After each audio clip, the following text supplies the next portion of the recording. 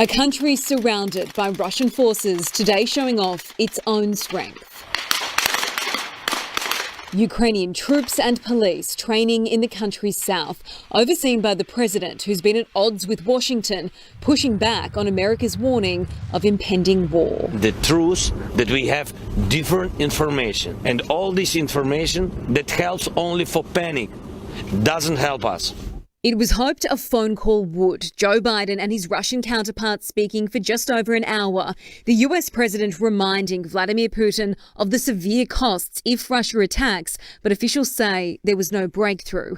America and the UK are pulling military personnel on training missions in Ukraine out of the country. At the US Embassy in Kyiv, diplomats packing up, ordered to leave by this weekend, with Australia following suit, evacuating staff and suspending operations.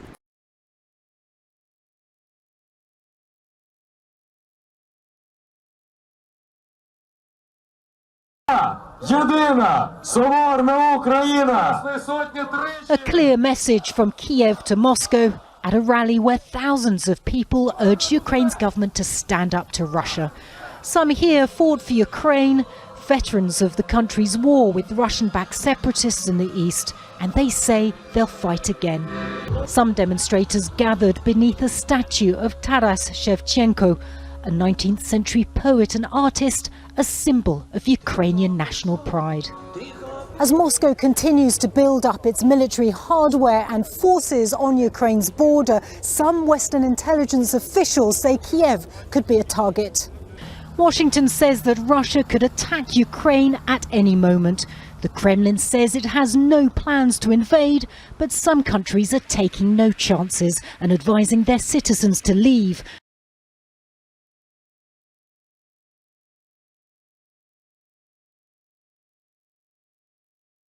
Despite repeated warnings from the United States of a possible Russian attack on Ukraine, Brazilian President Jair Bolsonaro has now confirmed an official trip to Russia this week. Brushing off pressure from his own cabinet, Brazil's far-right president has decided to go ahead with a visit to meet his Russian counterpart, Vladimir Putin. Bolsonaro's visit comes amid heightened tensions between the United States and Russia over the ongoing Ukraine crisis.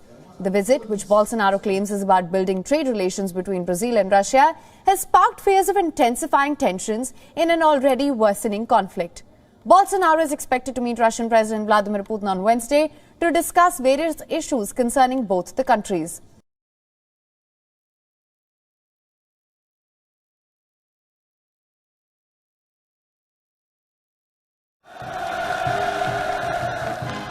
김정은 동지께서 착공식장에 도착하시자 하늘을 거쳐 올렸습니다.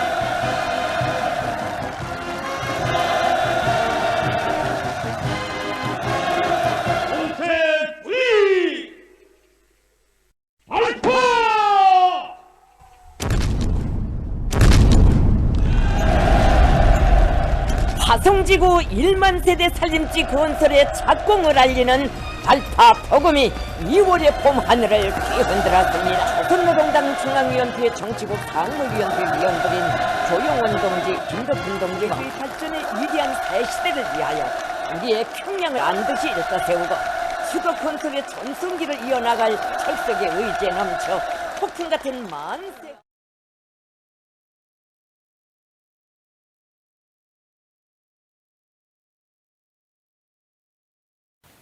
Authorities had arrested more than 90 people on suspicion of serious crimes, including murder and hijacking.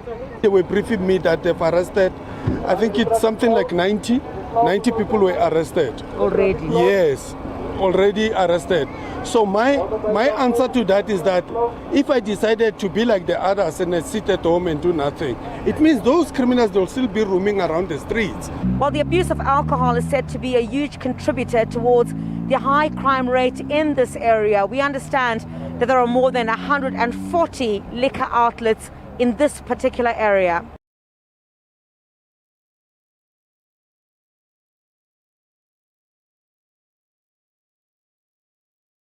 While diplomacy peaks over the Ukraine conflict, the Nord Stream 2 pipeline remains a sticking point between the West and United States' show of unity.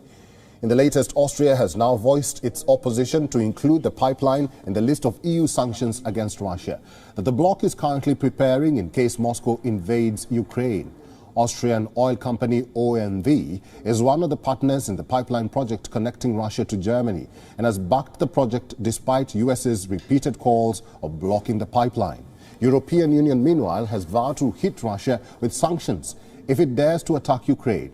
EU chief Ursula von der Leyen has said that EU sanctions on Moscow would target the financial and energy sectors in particular, thus impairing its economy.